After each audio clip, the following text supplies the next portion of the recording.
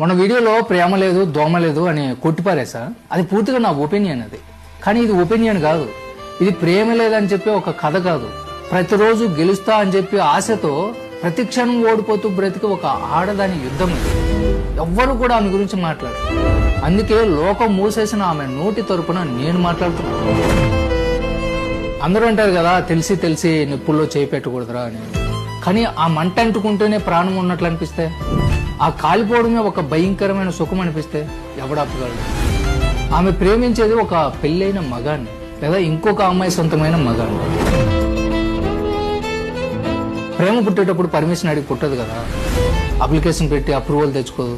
అదొక యాక్సిడెంట్, చెప్పి రాదు. జరగకూడని టైంలో దక్కకూడని వ్యక్తితో జరిగిపోతుంది. ఇక్కడ దెబ్బ తగిలింది ఆమెకే, రక్తం కారుతున్నది కూడా ఆమెకే. రాత్రి కాగానే తను ఇంటికి వెళ్ళిపోయేది